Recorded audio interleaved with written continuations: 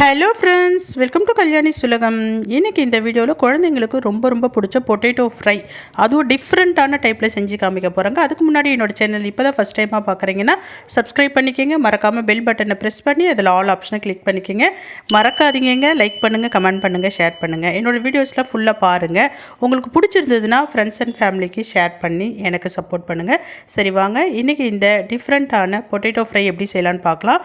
முதல்ல பொட்டேட்டோவை வந்து பார்த்திங்கன்னா நம்ம நீல வாக்கில் கட் பண்ணிக்கணுங்க. ரொம்ப ஈஸி தாங்க. நான் 2 பொட்டேட்டோ எடுத்திருக்கேன். அதை ரெண்டுத்தையும் ஒன்றுத்தையும் பாதியாக கட் பண்ணி ஸ்லைஸாக கட் பண்ணிக்கணுங்க. வீடியோவில் காமிச்ச மாதிரி ஒரு ஸ்லைஸையும் அப்படியே நீட்டாக நீல வாக்கில் கட் பண்ணிங்கன்னா ஈஸியாக கட் பண்ணி எடுத்துடலாம். பாருங்கள், இந்த மாதிரி கட் பண்ணி எடுத்துக்கங்க. ஏன்னா யூஸ்வலாக நம்ம வந்து பார்த்திங்கன்னா க்யூப் ஷேப்பில் கட் பண்ணுவோம். அப்படி கட் பண்ணுறதோடு இந்த மாதிரி கட் பண்ணிங்கன்னா குழந்தைங்களை ஈஸியாக அட்ராக்ட் பண்ணிடலாங்க.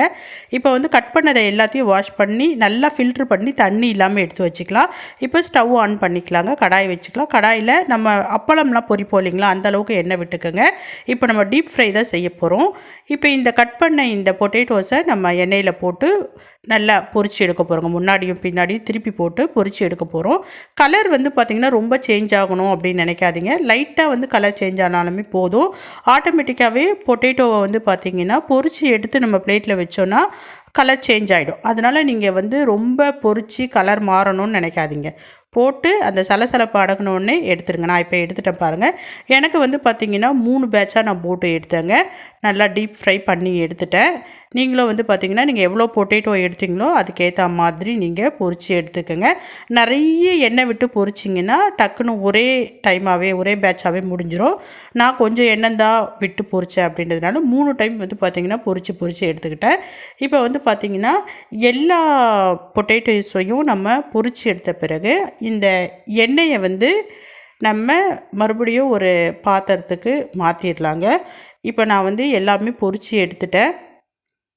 இப்போ இந்த எண்ணெயை நம்ம வேறு ஒரு பாத்திரத்தில் மாற்றிடலாங்க. இப்போ ப்ளைனான அதே கடாயை வச்சுக்கலாம். எண்ணெய் இல்லாமல் கடாயை வச்சுக்கலாங்க. அதில் நம்ம ஃப்ரை பண்ணி எடுத்தோம் இல்லைங்களா, பொட்டேட்டோஸை சேர்த்துக்கலாம்.